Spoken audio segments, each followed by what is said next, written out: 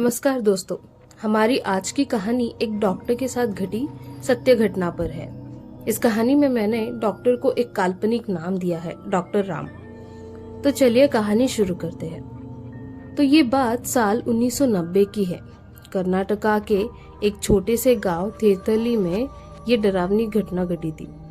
Doctor Ram की नई नई नौकरी लगी थी, वही तीर्थहल्ली गांव के एक छोटे से हॉस्पिटल में। तो काम के पहले ही दिन ये घटना हुआ था। तो हुआ कुछ इस तरह था कि उस दिन उनका काम खत्म होने में थोड़ा सा देर हो गया। करीब 12:30 के आसपास का वक्त हुआ था। तो डॉक्टर राम अपने काम खत्म करके घर के लिए निकले। उनके पास साइकिल थी, तो वो साइकिल पर बैठकर आगे बढ़े। डॉक्टर राम को हॉस्पिटल से घर जाने के लिए एक जंगल से होकर गुजरना पड़ता है, और उस टाइम पे तो कोई स्ट्रीट लाइट्स वगैरह नहीं हुआ करते थे, तो लोगों को अपने टॉर्च या लालटेन से ही काम चलाना पड़ता था।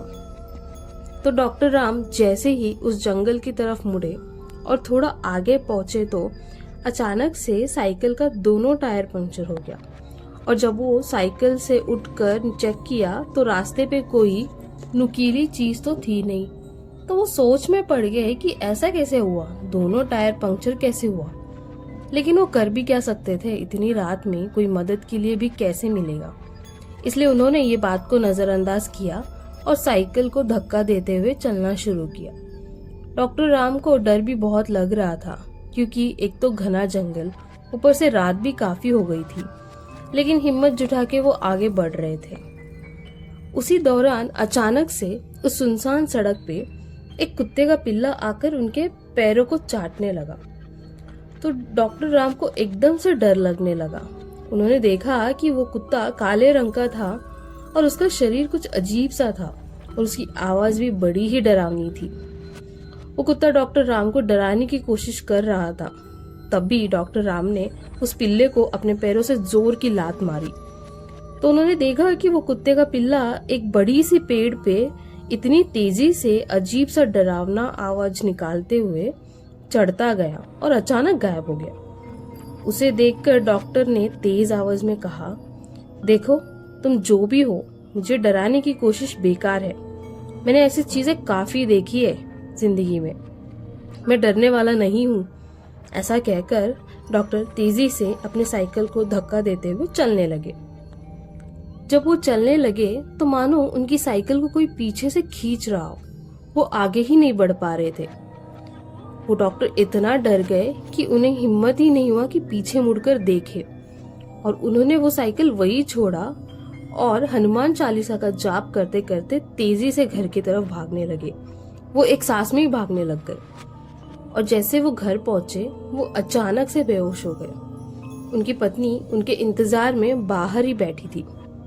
वो अपने पति का बेहोश देखकर डर गई और पानी के छींटे मारकर उनको जगाने की कोशिश कर रही थी। इतने में डॉक्टर राम को होश आ जाता है, पर इस घटना की वजह से उनकी हालत इतनी खराब हो जाती है कि उनको बहुत तेज बुखार चढ़ जाता है। ये देखकर उनकी पत्नी दवाई देकर उनको सो जाने को कहती है। अगले दिन उठकर सुबह अपने पत्नी को डॉक्टर ने पूरी घटना बताई। उस वक्त डॉक्टर राम के चाचा भी ये घर पर ही थे। उन्होंने भी यही घटना सुनी।